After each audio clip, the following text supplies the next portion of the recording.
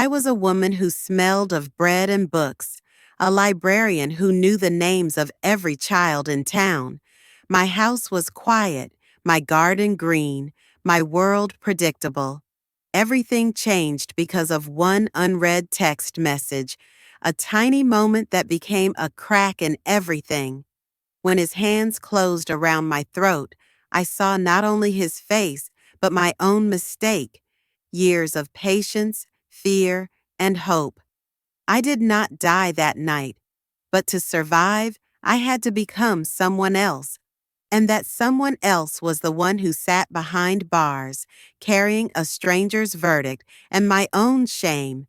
Now around me is cold concrete and the rustle of other people's footsteps. And I ask myself, what is the price of the silence we choose instead of freedom? If this story resonated with your soul, click subscribe and let me know in the comments which city or country you're listening from. I'm truly curious to know where you're tuning in from. My name is Emily Grant. I was 38 years old and lived in a modest two-bedroom house just outside of St. Louis, Missouri.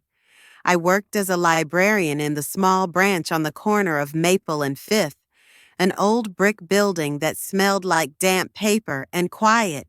For nearly 12 years, I unlocked those same doors at 8 in the morning, brewed the same pot of burnt coffee in the back room, and sorted through the lives of strangers told in hardcovers and paperbacks. There was a rhythm to my life, a quiet, deliberate hum that kept me anchored. The days slipped by like pages, measured, dog-eared, soft at the edges. My world was small by some standards, but it was mine. On weekends, I tended to my garden, mostly tomatoes and a few lavender bushes that always bloomed unevenly. I baked when the mood struck. Banana bread, sourdough, pies that never held their shape but always tasted right. The kitchen was the only room in the house that felt truly mine. Sunlight would pour in through the window around 5 p.m., lighting up the specks of flour that floated in the air like dust motes in a snow globe. The neighborhood was quiet, the kind of place where people still waved at each other from porches. My next-door neighbor, Carol, left casseroles on my doorstep when she cooked too much. Kids played in the street until the sun dipped low. The most exciting event in recent memory had been a cat getting stuck in a tree and the fire department arriving with a ladder that was 3 times too tall. I had 2 cats of my own, Sadie and June, rescues with crooked tails and the stubborn silence of creatures that had seen too much. From the outside, I must have looked like the embodiment of ordinariness, a woman with soft eyes, always in cardigans, who smiled politely and returned her shopping cart. But there are lives built on silence, and mine was one of them. I don't know when the silences started to accumulate, when they stopped being peaceful and started becoming something else, something heavier. I didn't talk much about Tom. People knew he existed, that he moved in after his job in construction relocated him, that we'd met through a mutual friend, and that we'd been together for almost 3 years. But that was where the details ended. I let people fill in the blanks with their own assumptions. He was charming when he wanted to be. He could fix a sink, lift heavy things, make the kind of jokes that made strangers laugh in checkout lines. And when he drank, which was often, his voice would rise like heat. It wasn't always anger. Sometimes it was just noise, as though the liquor had to escape him through sound. But the anger came too, slow at first, like a pot beginning to boil, until it was impossible not to notice.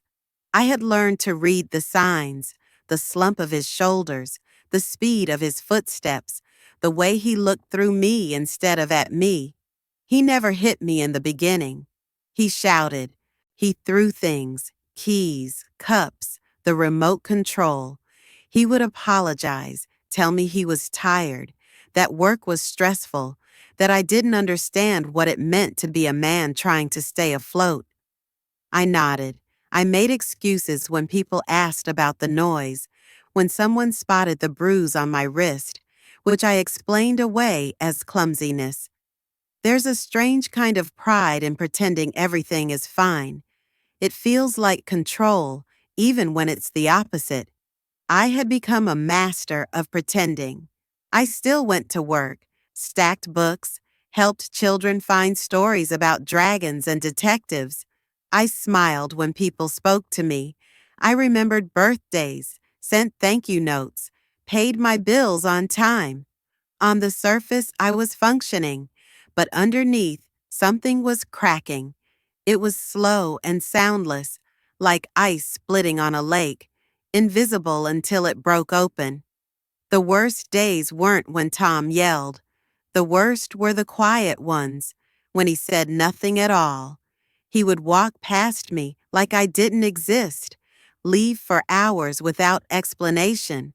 I would sit on the edge of the bed, hands in my lap, heart pounding at every sound. I tried to fix things. I bought his favorite beer. I cleaned more than usual. I stopped wearing perfume because once he said it gave him a headache. I stopped inviting people over. I stopped talking to my sister. Eventually, I stopped talking much at all. My world narrowed down to Tom's moods, to tiptoes and breath holding. I measured my days by how loud his footsteps were, how he looked at his plate, how many empty bottles lined the counter. I told myself this wasn't abuse, not really. He hadn't hit me, not in a way that left marks I couldn't cover. He hadn't locked me in. He hadn't done what those men on the news did. I wasn't in danger. I was just tired. I was just trying to keep the peace. But peace doesn't live where fear grows. It wasn't one moment that changed things. It was thousands of little ones. The wine bottle that shattered near my foot, the slammed door that made the cats hide for hours, the way he once stood over me while I was on the floor picking up the shards, breathing hard like something inside him was burning. I told myself he was just angry, that he would calm down, that he didn't mean it. People like me don't end up in jail. We volunteer at food drives, bring brownies to church events, donate old clothes to shelters. But now I know, pain doesn't care what kind of woman you are. It doesn't knock. It doesn't ask permission. It just walks in and makes itself at home. Back then, I still believed I had choices. I believed I could fix it, that if I just did everything right, he would stop. That love was enough to soften fists, to quiet rage. I didn't know what survival really meant. I thought it was keeping your head down, keeping the house clean, making dinner on time. I thought survival was silence. But I was wrong. That lesson came later, after the night that burned everything down, after the night when the person I was could no longer exist. And still, even now, I remember the way the sun came through the kitchen window that morning, warm and golden, like nothing could ever go wrong. I remember the smell of coffee, the soft sound of June curling against the back of the couch. I remember the quiet, the kind of quiet that comes before a storm. It began like 1,000 evenings before it, the kind where the air in the house felt brittle and heavy, even before he came through the door. The November wind rattled the loose pane in the kitchen window, and the smell of burnt toast still lingered from breakfast. Outside, the sky had gone a deep slate color, and the trees scraped their fingers against the roof as if warning me. I had already set his dinner on the counter, untouched. The clock's hands moved, but the room felt frozen. I remember how I stood in the doorway between the kitchen and the living room, my palms pressed flat against the frame to keep them from trembling. My heart beat so loudly that I could feel it in my teeth. When Tom's truck finally pulled into the driveway, its headlights swept across the curtains like the flash of a searchlight. My stomach twisted into a hard knot. I heard the door slam, boots on the porch, keys hitting the floor. The sound of a bottle knocking against wood followed him like a shadow. He smelled of sweat and stale whiskey when he passed me without looking. The air shifted around him. It always did. I could feel his mood before he opened his mouth. That night it was not a storm rising, but something already at a breaking point. He moved through the kitchen like a restless animal, opening drawers, closing them too hard. The edge of his jacket brushed against my arm as he passed, and I flinched. I felt small, like a paper doll someone could crumple. My throat ached from words I could not speak. There was a knife on the counter, the one I had used earlier to cut apples for my lunch. Its blade caught the overhead light for a moment, a silver flicker. I remember thinking how sharp it looked, how out of place in the stillness. He started muttering, then louder, then shouting, words that didn't even make sense as sentences. The sound filled the house, rattled the windows, woke the cats who bolted from the room. His hands grabbed at the back of a chair, dragged it across the floor with a screech. My chest felt like it was closing. I tried to move past him toward the hallway, but his arm shot out, blocking me. His breath was hot and sour, his eyes glassy, unfocused but burning. I stepped back, the wall cold against my spine. There are moments when time behaves differently. That was one of them. His fingers reached for the knife, but not like someone reaching for a tool, like someone reaching for a weapon. His knuckles were white around the handle before I could even process what was happening. The blade hovered between us, trembling slightly, catching the light like a shard of ice. My pulse thundered in my ears, louder than his shouting. I could smell metal and sweat and something else. Fear, my own. He raised his arm and the world went silent. My body moved before my mind. I reached for the first thing near me, a heavy ceramic vase on the table filled with dead flowers. It felt cold and rough in my hands. I swung. Once. A dull thud. He staggered but didn't drop the knife. I swung again, harder, a sound like breaking bone mixed with breaking pottery. The third blow cracked the vase and sent shards flying across the floor. He fell to his knees, then sideways, the knife clattering across the tiles. I stood there, frozen, my hands still in the air, the broken halves of the vase slipping from my grip. The house was suddenly so quiet it roared. My breathing was ragged, like I had run miles. My vision tunneled. The edges of the room went dark. He was lying on the kitchen floor, a thin line of blood snaking from his temple, his chest rising and falling unevenly. The knife lay between us like a question I couldn't answer. I wanted to move, but my legs would not obey. My palms were slick with something warm.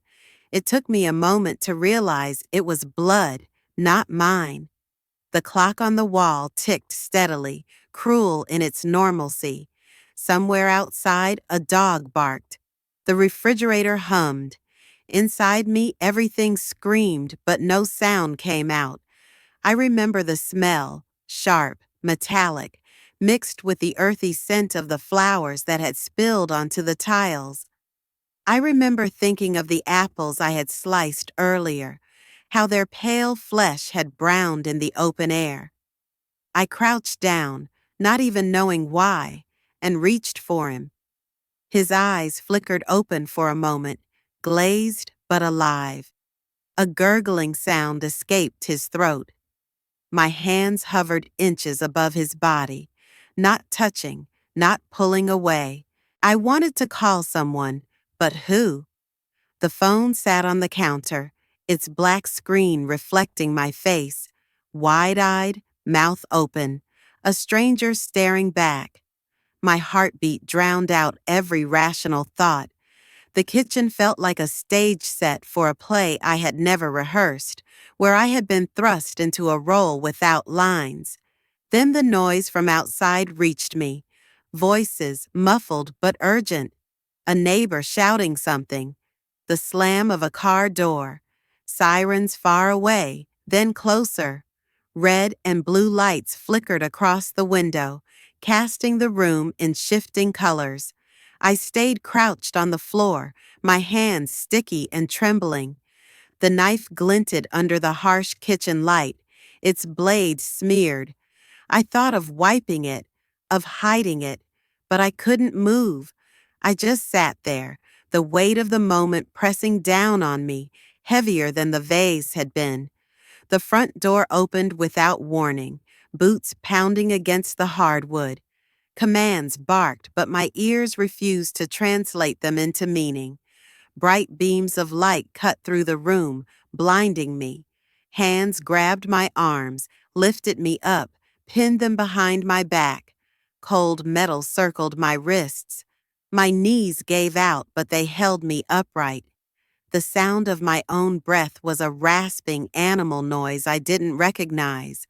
My eyes stayed fixed on the floor, on the broken pieces of the vase, on the dark stain spreading across the tiles. They pulled me out of the house, past the flashing lights, past the neighbors standing in their driveways with faces pale and curious. The night air was icy against my skin, but I didn't shiver. My body felt disconnected, like a puppet whose strings had been cut but was still moving somehow. I caught a glimpse of the sky, a deep black spattered with stars, indifferent and silent. The world had not ended, but mine had. As they guided me toward the waiting car, I realized that I was still alive, and that was the beginning of everything I didn't yet understand. The first time the steel door closed behind me, it sounded like the end of a sentence. It was not just a door, it was a declaration. The echo rattled down the hallway and settled into my bones. The air inside the jail was different from any air I had breathed before. Thick, metallic, tinged with disinfectant and something sour underneath. It clung to my hair, to my clothes, to my skin. The officer who led me down the corridor didn't look at me.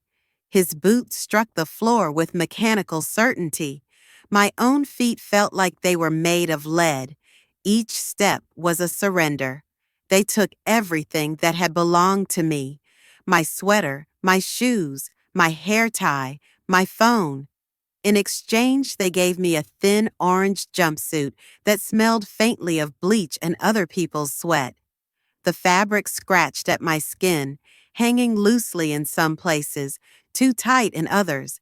My reflection in the small metal mirror above the intake sink startled me.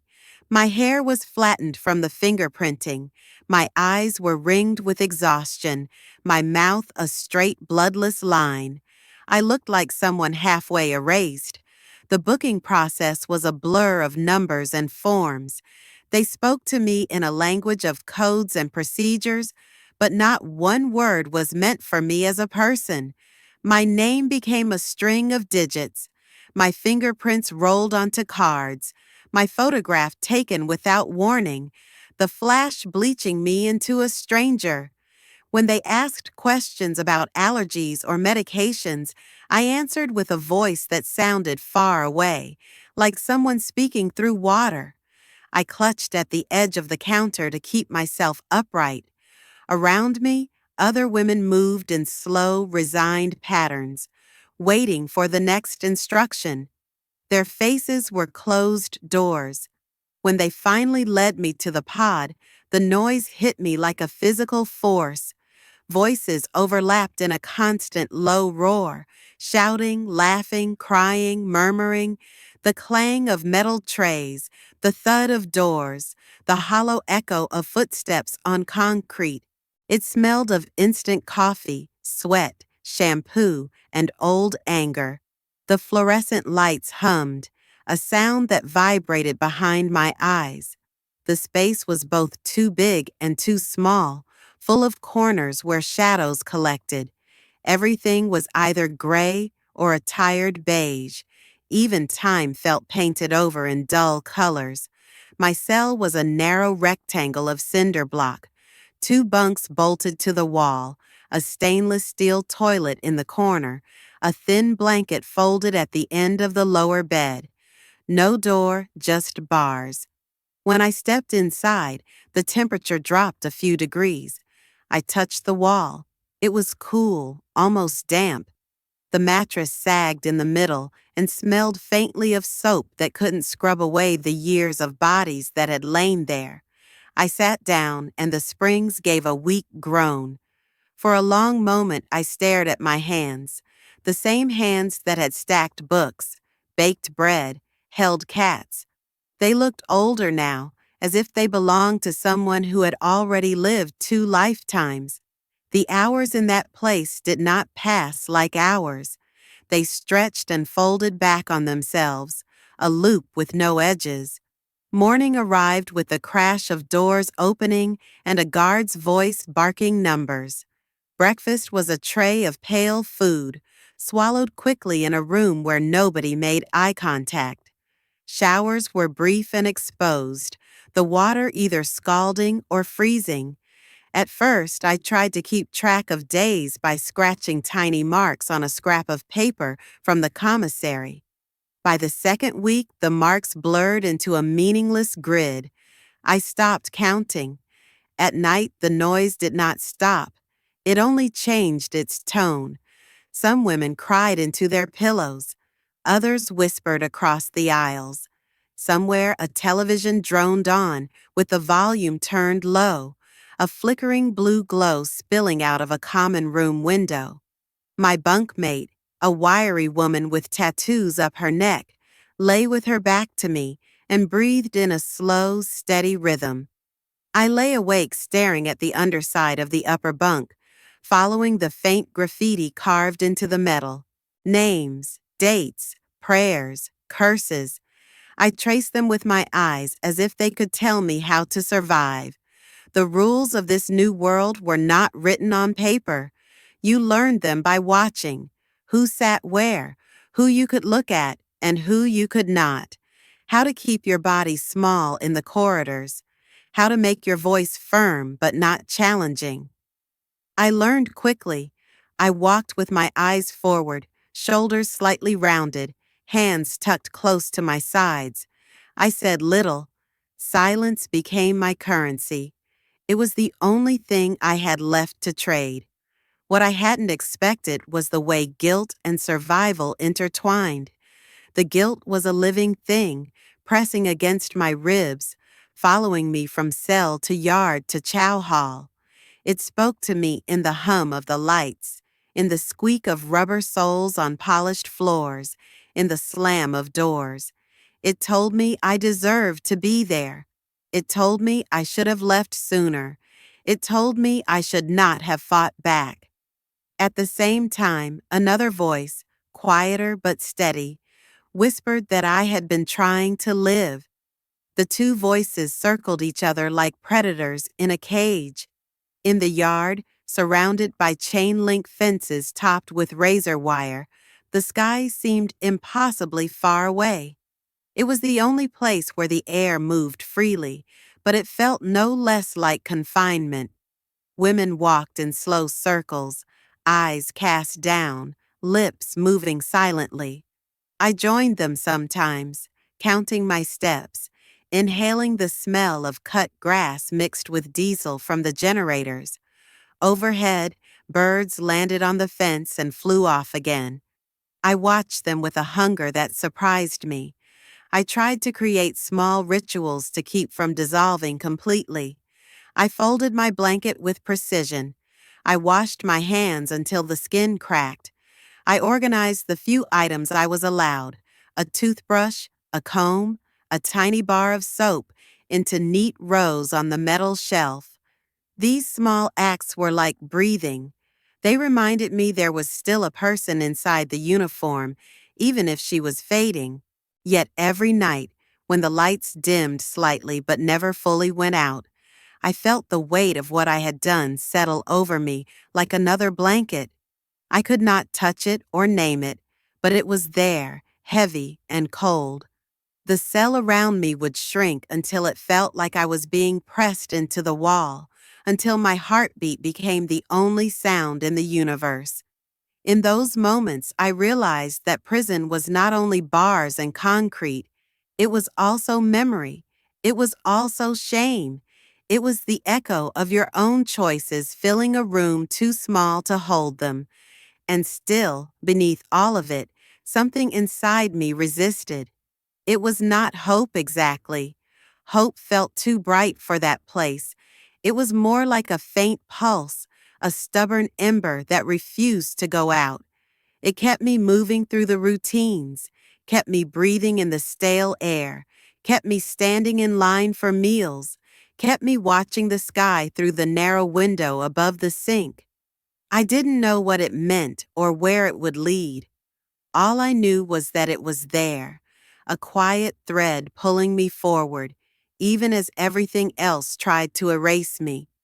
There came a point when I stopped counting the days, not because I had made peace with the sentence, but because time had become a kind of poison, thick and slow, something that clung to my skin and pulled me under. Days melted into each other, marked only by the change in menu or a shift in the tone of the guards. I knew from the rust on the pipes that it was autumn outside. The air in the corridor had a certain sharpness to it, and the light from the narrow window above my bunk faded earlier, swallowing the cells in shadow before dinner. One morning, I woke up with blood in my mouth. I had bitten my tongue in my sleep, grinding down on it as if trying to hold something back. My dreams had turned violent, disjointed flashes of rooms with no exits, voices I couldn't place, hands reaching for me through smoke. I woke with my heart thudding, my sheets twisted, my breath ragged. There was no comfort in waking. The darkness didn't leave, it just changed form. I no longer recognized myself in the mirror. My face had hollowed out, the bones sharp beneath skin that had grown pale and thin. My hair hung limp at my shoulders, streaked with gray that hadn't been there before. My eyes looked older than my age, not because of wrinkles, but because of something deeper, something dulled and broken. I rarely spoke anymore. My voice felt foreign, like it belonged to someone else. Words felt dangerous, like sharp objects I didn't trust myself to hold. That month, my sister stopped writing. At first, I told myself she must be busy. Then I began checking the mail list obsessively, my stomach coiling every time my name wasn't called. Weeks passed. Eventually, I stopped listening. That silence cut deeper than the sentence. It told me I was being erased from the outside world, one person at a time. I imagined her folding my letters into drawers she no longer opened, pictures of us as children gathering dust in boxes she had pushed into the back of her closet. I wondered if she had told people I was gone. The final blow came in the form of a brown envelope slid under my cell door late one afternoon. I recognized the handwriting instantly. It was his, my ex-husband, the man I had once believed would come to my trial, who had promised to bring our daughter to visit when she was old enough to understand. My hands shook as I tore it open. The letter was short. He wrote that it was better for our daughter if I didn't contact them anymore. She was doing well, adjusting, and asking fewer questions. They were building a new life, one in which my absence had become more comfortable than my shadow. He hoped I would find peace in my own way. I didn't cry. I sat on the edge of the bunk and stared at the words until they blurred, until the ink bled into the paper and made no sense. Then I folded it carefully, like something sacred, and placed it under my mattress. I felt something shift inside me, slow and irreversible, a quiet kind of snapping, like a rope pulled too tightly for too long. I had lost them, not just in geography, but in memory, in language, in blood. The world that once had edges I could touch was gone. In its place was the echo of absence. It was after that letter that I started avoiding the yard. I couldn't bear the sky anymore. Its vastness made my chest ache, reminded me too viscerally of what I'd never reach again. I took longer in the shower, standing beneath the scalding water until the guards banged on the door. I volunteered for extra shifts cleaning the laundry room just to stay away from the noise. I moved like a ghost through the corridors, invisible even to the ones who had once nodded in recognition. I no longer felt part of the strange, breathing ecosystem of prison. I was a visitor in my own life, and I had no return ticket. The turning point came on a Tuesday, during the midday shift. I was assigned to mop the floor near the intake hall. There was a new girl, maybe 19 or 20, sitting on the bench, arms crossed, her knees bouncing up and down in that nervous rhythm I remembered so well. Her wrists were still red from the cuffs. She looked like someone who hadn't yet understood where she was. As I passed her, I caught her eyes. They were wide and full of something I hadn't seen in a long time.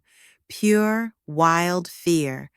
Not the kind that comes from the system or the sentence, but the kind that comes from the people you loved, the kind you carry inside because no one believes you when you tell them what happened. In that second, I saw myself, not the woman I had become, but the woman I was before, the one who flinched at the sound of footsteps, who woke with bruises and lies on her tongue, who believed silence was strength. I saw that girl in her posture, in the way she clutched her elbows, in the bite marks on her lip where she held back words. I saw the beginning of my own ending. Something cracked in me then, not violently, but like the thawing of ice that had been frozen too long. I walked over, not sure what I meant to say, not even sure if I could speak, but I sat down beside her. We didn't talk. I didn't offer comfort or advice. I just sat there. For the first time in months, I felt the weight of another person's pain that wasn't my own. And in that pain, I found something resembling recognition, not redemption, not yet, but the glimmer of a path that wasn't just surviving, a path that meant showing up for someone else, even in silence. Later that night, I lay in my bunk staring at the ceiling, listening to the hum of electricity, the murmur of voices, the thud of footsteps in the corridor. I felt the letter under my mattress like a heartbeat. I didn't pull it out. I didn't need to. I knew the words. I knew what I had lost. But I also knew I was still here. Broken, yes. Forgotten, maybe. But alive. And somehow, that meant I still had something left to choose. The point of no return wasn't a moment. It wasn't the letter or the silence or the girl on the bench. It was the quiet decision I made in my own chest that I wouldn't let this place finish what the world had started. I wouldn't vanish completely. Not yet.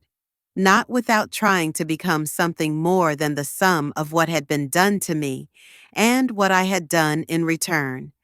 There is a silence in prison that is different from the one outside. It isn't peaceful or serene. It doesn't invite reflection. It presses against you like humidity, seeps into your thoughts and clogs them. But over time, I learned how to carve out a quieter kind of silence, one I could call my own, not the silence of fear or absence, but one that came from turning inward. That silence became the space where I started to rebuild something I wasn't sure I still had, myself. The prison library wasn't much. a converted storage room with shelves too short for the walls and books that had passed through too many hands. Most were yellowed at the edges, their covers curling from the moisture that crept through the vents. But I volunteered to work there because it was the only place in the facility where time softened its edges. Books had always been a kind of salvation for me, long before courtrooms and concrete. In the library, I could return to some piece of myself that wasn't defined by the worst moment of my life. I shelved novels in alphabetical order, patched up torn spines with tape, and scribbled overdue reminders in the backs of tattered checkout ledgers. It was monotonous, but it was mine. For the first time in months, I moved with purpose. The rhythm of sorting, labeling, arranging, it gave shape to days that had once slipped through my fingers like sand. I kept a small notebook in the desk drawer, writing thoughts I could never say aloud. Not poems, not confessions, just fragments. A memory of a thunderstorm on my childhood porch, the smell of fresh bread cooling on a wire rack, my daughter's laugh, the sound of it just before she lost her front teeth. I wrote these things to remind myself that I had not always been only this: inmate, case number, news headline. Other women came to the library with uneven regularity. Some flipped through magazines without reading. Some hunted for romance paperbacks or old law books, looking for loopholes in the stories of their own destruction. A few returned again and again, quiet and watchful, like me. One of them, a soft-spoken woman named Teresa, asked one day if I could help her read. She had made it through most of her life hiding her illiteracy behind practiced nods and guesses, but now, she said, she was tired of pretending. I didn't hesitate. I found a children's book with simple sentences and began. Teaching her didn't change my sentence. It didn't erase what I'd done. But it did something I hadn't expected. It let me feel useful in a way that wasn't performative, in a way that wasn't just survival. We sat together for an hour each week, tracing words with our fingers, repeating them aloud like prayers. The progress was slow, but I watched something shift in her posture. Her shoulders uncurled, her gaze steadied. In her reflection, I began to see that I too was changing, not dramatically, not all at once, but piece by piece. I joined a restorative justice circle. It was held in the chapel under a wooden cross that cast long shadows in the late afternoon light. We sat in a circle of plastic chairs, no hierarchy, no uniforms that separated one pain from another. We told stories, not the stories of our crimes, but of who we were before, who we were trying to become. I spoke in a trembling voice the first time, hands clasped tightly in my lap. I talked about how I used to organize book drives for kids, how I once spent weeks building a tree house that never held more than one raccoon. I talked about how I had ignored the signs in my own home for so long that, by the time I reacted, it was too late to walk away clean. When I finished, no one clapped. No one offered absolution, but no one looked away either. They sat with my shame, held it with me, didn't try to dilute it or dress it up. That, more than any apology I could offer, felt like the beginning of atonement, not forgiveness, not redemption, just the start of something real, accountability without performance. I began to understand that guilt and healing weren't opposite ends of a spectrum. They could exist together, uneasily, in the same breath. I could mourn the pain I had caused and still believe in my capacity to become someone better. I had spent so long thinking I was either a victim or a villain, but life, especially in places like this, refuses to be so cleanly divided. Some nights I still woke gasping, fingers clenched, the smell of blood vivid in my nose. But other nights I dreamed of simple things, peeling oranges in the sun, the feel of rain against my neck, my daughter's tiny hand in mine as we crossed a street. I stopped running from those dreams. I started writing them down, keeping them in a second notebook I tucked under my mattress. One night, I wrote a letter to my daughter, not to send, but to say what had never been said. I told her that I had failed her, that I had failed myself, that I was trying, that trying didn't fix everything, but it was all I had left to offer. The act of writing it left me hollow and clean, like scraping away the last layer of rust. I read it again and again, not because I expected an answer, but because I needed to hear the truth in my own voice. I folded it neatly and tucked it between the pages of an old library book no one ever checked out. Seasons changed outside. I tracked them by the angle of the light through the high window and the way the cold crept through the floor before sunrise. The snow, when it came, made the world outside look clean, untouched. I knew better, but still, it was beautiful.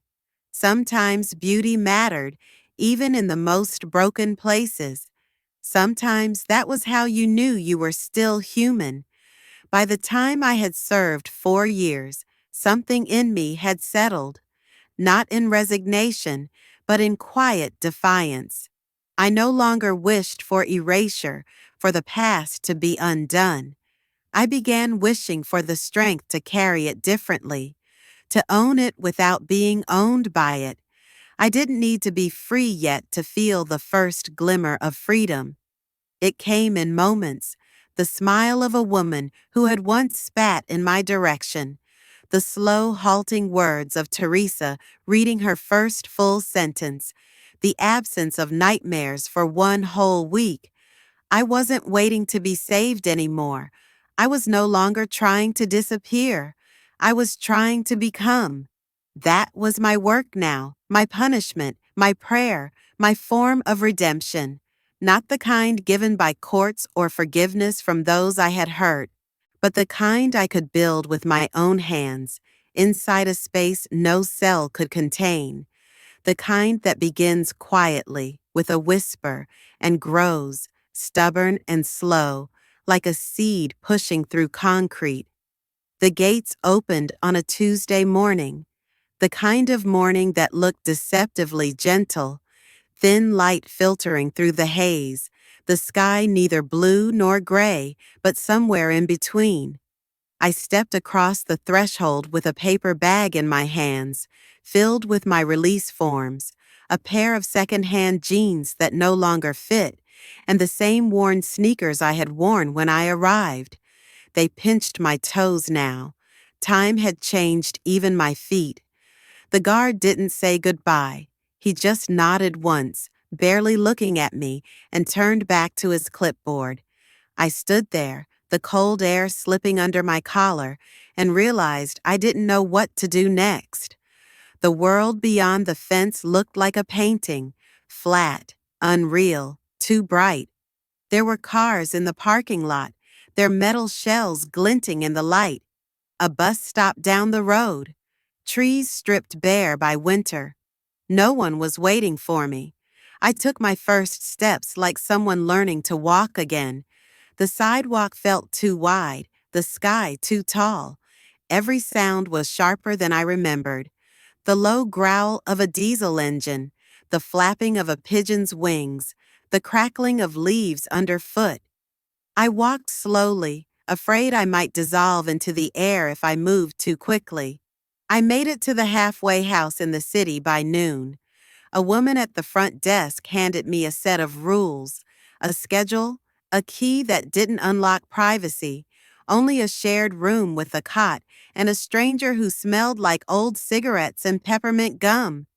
The walls were beige, the kind of beige that tries to pretend it's calm, but feels like surrender.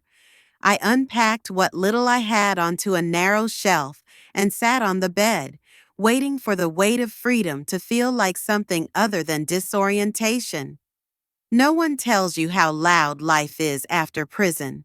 The city pulsed with noise, sirens, laughter, music spilling from windows, voices arguing on street corners. Even the silence felt different, like it carried memories I hadn't lived. At night, I couldn't sleep. The mattress was too soft, the room too warm. I kept waiting for the clank of metal doors, the barked count, the dull hum of fluorescent lights, but it never came. Instead, there was the sound of someone coughing in the hallway, a television blaring 2 rooms away, the distant echo of traffic that never stopped. I tried to find work. I filled out applications online at the public library, where the computers logged you out every 45 minutes whether you were ready or not. I sat in waiting rooms with women in crisp blouses and clean shoes, and felt the heat of shame rise in my chest like a fever. I was always honest on the forms. I wrote felony where it asked for convictions. I didn't explain. I didn't want to lie, even if the truth slammed every door shut. No one called back. Some days I walked for hours just to move. I memorized the bus routes, watched people through cafe windows sipping coffee and scrolling their phones, unaware of the strangeness of such casual freedom. I felt like a ghost in their world, like I had stepped into a movie set where the script was already written and there was no role for me. I stopped wearing the jeans. I wore sweatpants and an old hoodie from the donation bin, something shapeless that made me less visible. I saw my reflection in store windows and didn't always recognize myself. My face was thinner, my eyes darker. I moved differently now, careful, deliberate, as if every step needed permission. I spoke little.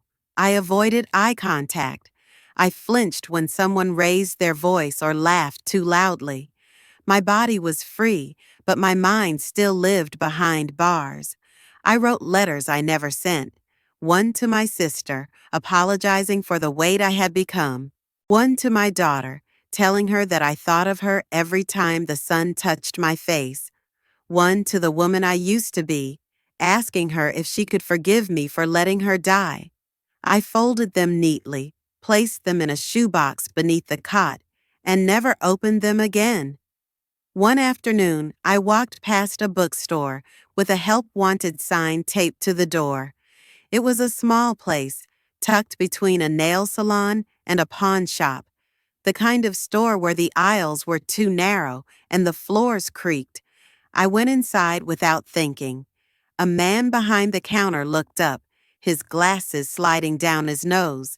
I asked if the job was still open. He nodded. I filled out the form. When I got to the section about criminal history, I paused. My hand shook slightly as I wrote the word yes. I handed it back and waited for the dismissal. But he only glanced at it, nodded again, and told me to come back the next day. It was part-time, minimum wage, but I shelved books like I was handling relics. My fingers remembered the weight of words. I dusted spines, straightened shelves, made small piles of recommendations. Customers came and went. Some smiled. Some didn't notice me at all. I didn't mind. It was enough to be among stories again, to breathe in paper and ink and the quiet hum of turning pages. It felt like standing on the edge of something almost familiar. The first paycheck felt unreal. I held it in both hands, as if it might vanish. I bought toothpaste, a pack of socks, a sandwich with real turkey and lettuce that wasn't wilted. I ate it slowly, savoring every bite like it was a secret. I walked home with the receipt still folded in my pocket, a strange kind of proof that I existed outside the margins. In the halfway house, women came and went. Some relapsed, some disappeared. Some found jobs and small apartments and the beginnings of new lives. I stayed quiet, watched, listened. I didn't make friends. I didn't trust easily, but I began to trust myself, just a little. I learned which streets to avoid, which hours to be home, how to say no when someone asked too many questions. I started to stitch a version of life out of scraps. On Sundays, I visited the park near the river. I sat on the bench beneath a sycamore tree and watched children chase pigeons, couples walk dogs, old men play chess on the stone tables. I never spoke to anyone, but I listened to the sound of laughter, of footsteps, of life continuing. I let it wash over me like a tide I couldn't yet swim in, but no longer feared would drown me.